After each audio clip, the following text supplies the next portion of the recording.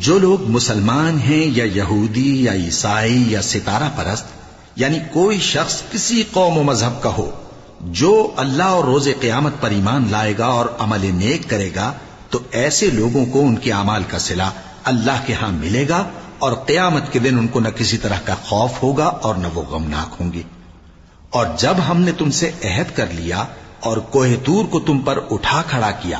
اور حکم دیا کہ جو کتاب ہم نے تم کو دی ہے اس کو زور سے پکڑے رہو، اور جو اس میں لکھا ہے اسے یاد رکھو تاکہ عذاب سے محفوظ رہو،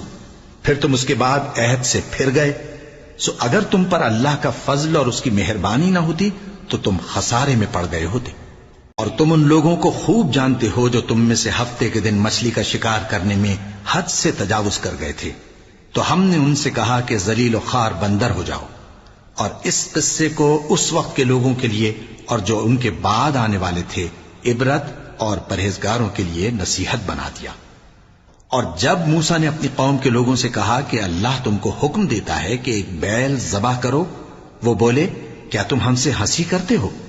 موسیٰ نے کہا کہ میں اللہ کی پناہ مانگتا ہوں کہ نادان بنوں۔ انہوں نے کہا کہ اپنے پروردگار سے التجا کیجئے کہ وہ ہمیں یہ بتائے کہ وہ بیل کس طرح کا ہو۔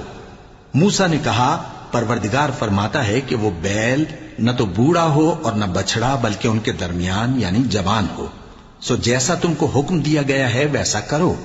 انہوں نے کہا اپنے پروردگار سے درخواست کیجئے کہ ہم کو یہ بھی بتا دے کہ اس کا رنگ کیسا ہو۔ موسیٰ نے کہا پروردگار فرماتا ہے کہ اس کا رنگ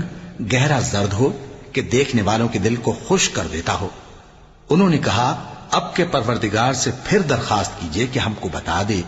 کہ وہ اور کس کس طرح کا ہو، کیونکہ بہت سے بیل ہمیں ایک دوسرے کے مشابہ معلوم ہوتے ہیں، اور اللہ نے چاہا تو ہمیں ٹھیک بات معلوم ہو جائے گی۔ موسیٰ نے کہا کہ اللہ فرماتا ہے کہ وہ بیل کام میں لگا ہوا نہ ہو، نہ تو زمین جوتتا ہو اور نہ کھیتی کو پانی دیتا ہو، بے عیب ہو، اس میں کسی طرح کا داغ نہ ہو۔ کہنے لگے اب تم نے سب باتیں درست بتا دی۔ غرض بڑی مشکل سے انہوں نے اس بیل کو ذبح کیا، جبکہ وہ ایسا کرنے والے لگتے نہ تھے۔ اور جب تم نے ایک شخص کو قتل کیا تو اس میں باہم جھگڑنے لگے، حالانکہ جو بات تم چھپا رہے تھے اللہ اس کو ظاہر کرنے والا تھا۔ چنانچہ ہم نے کہا کہ اس بیل کا کوئی سا ٹکڑا مقتول کو مارو، اس طرح اللہ مردوں کو زندہ کرتا ہے اور تم کو اپنی قدرت کی نشانیاں دکھاتا ہے تاکہ تم سمجھو۔